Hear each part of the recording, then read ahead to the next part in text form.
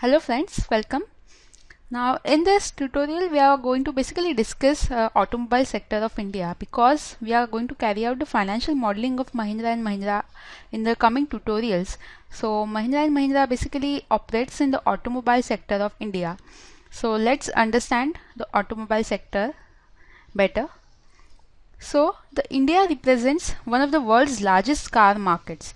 So, easy availability of finance and rising income levels are encouraging the middle class population to choose from the vast range of passenger vehicles. Also, at the same time, the Indian auto industry has been recording tremendous growth over the last years, and it has been a major contributor to the India's GDP. So this industry currently accounts for almost 7% of the country's GDP and employs about 19 million people both directly and indirectly. Let's move forward. The first automobile. Now the first automobile rolled in India in the year 1897. It was in Mumbai. India is becoming the emerging automobile market. Okay, that is why the bigger foreign players are trying to enter into India because it is an emerging automobile market. This sector is basically dominated by passenger vehicles, that is cars, which accounts to almost 79%. India is the largest three-wheeler market and largest two-wheeler manufacturer. And also India ranks second largest tractor manufacturer. So these are the basic highlights of the sector. Let's move forward. Automobile industry after globalization. The automobile industry has been changing after the globalization. Okay, so the liberalization policy and various tax reliefs by the government has made remarkable impacts on the Indian automobile industry.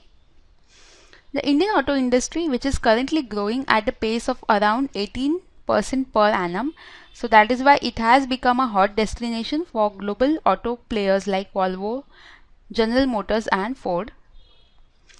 In India, there are 100 people per vehicle, while this figure is 82 in China, and it also the exports from India are growing since the last few years. So basically, the industry is doing good. The current market situation. The Indian automotive market is one of the most competitive markets with low cost, which makes it an attractive assembly base for foreign automotive manufacturers. Car is the major segment in the Indian automobile industry with a growth rate of more than 19% annually. The Indian car industry is witnessing a shift in demand, which is going from two-wheelers to cars. Now this is due to the rising availability of low-cost cars and car being a symbol of high prestige. Let's see what are the main segments of the automobile sector. Passenger vehicles, basically constituting the cars and buses. Commercial vehicles is made up by trucks, tempo, tractors and tippers or dumpers. Three-wheelers includes rickshaws, trolleys, delivery vans. Two-wheelers basically includes the motorcycles and scooters. Moving forward, let's see which are the major companies or the major players in the Indian automobile sector. Tata Motors is one of the biggest player. It is basically into commercial vehicles and passenger vehicles. Then comes Maruti Suzuki. It is included in the manufacturing. It is involved in the manufacturing of passenger vehicles. Next is Mahindra and Mahindra, the company that we are going to value later on. It is into commercial vehicles, passenger vehicles, three-wheelers and two-wheelers. Hero Honda is into two-wheeler segments. Bajaj Auto is into two-wheelers and three-wheelers. And lastly, Ashok Leyland is in commercial vehicles. Let's move forward and see the SWOT analysis of this sector. Now strength. Quite simple if you can directly read it from here. The automobile industry is quite established over the last few decades. It has been established and also various foreign players are entering this market, making it more of a emerging type of a market.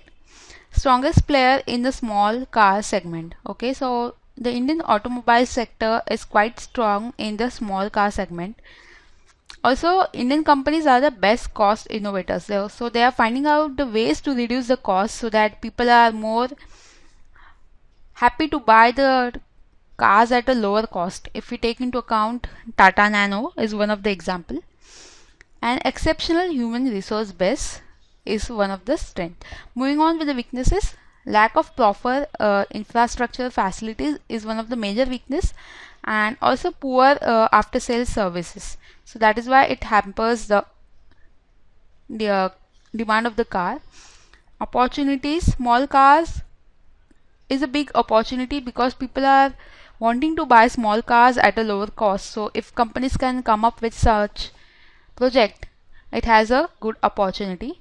Then green cars, with the increasing with the decrease in the natural resources, green cars are for the future. So if the company can come up with such cars, so these are the areas of opportunities for the companies. Threats, high competition from foreign players. Obviously they are well established and well-known brands are there, so there is high competition. And lack of technology for Indian companies. If we compare the technology that is used by the foreign players, so basically we are little bit behind them, but let's hope to catch up with them and it will become our strength in the future. So this is the SWOT analysis of the sector. In the next set of video, we are going to take a look at Mahindra & Mahindra as a company, and let's analyze it in a better way.